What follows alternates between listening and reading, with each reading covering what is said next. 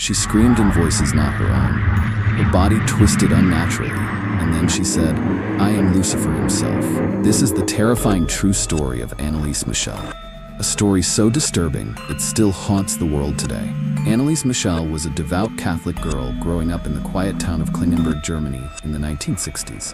She was the perfect daughter, a dedicated student and deeply religious, often seen kneeling in prayer for hours at a time. Her faith was unshakable, but as she grew older, a dark presence began to creep into her life, something she could not explain. To her family and friends, Anneliese was just a normal girl. But behind closed doors, she began experiencing something sinister. She would wake up in the middle of the night, paralyzed, unable to move.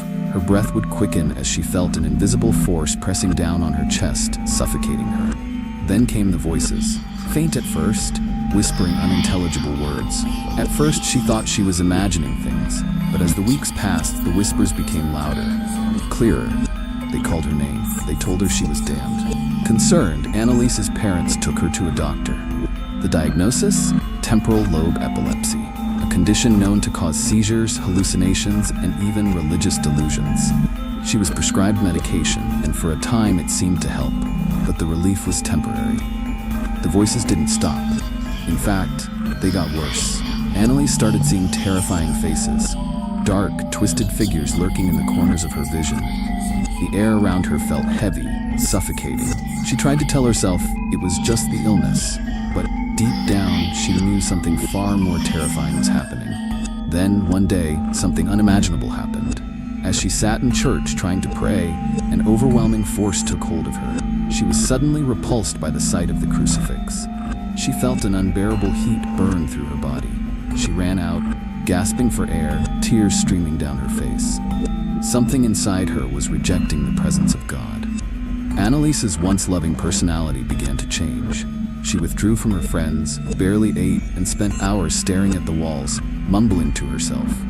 Her family tried to reason with her, but she would only shake her head and whisper, "They won't let me go."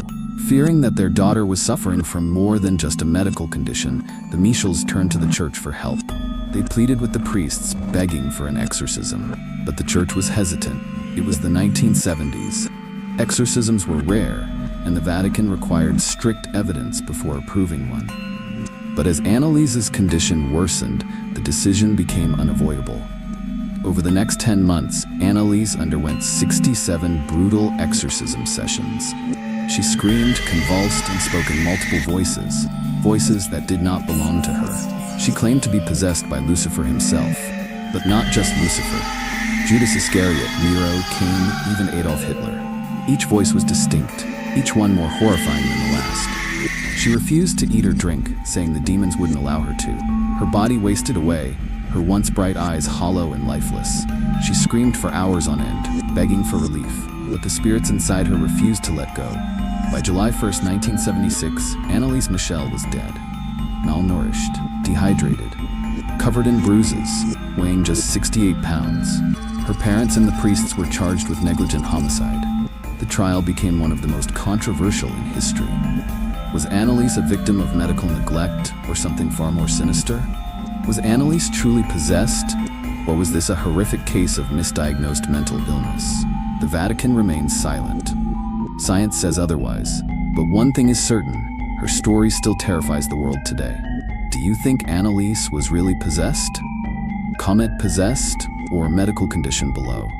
And if you want more terrifying true stories, don't forget to like and subscribe.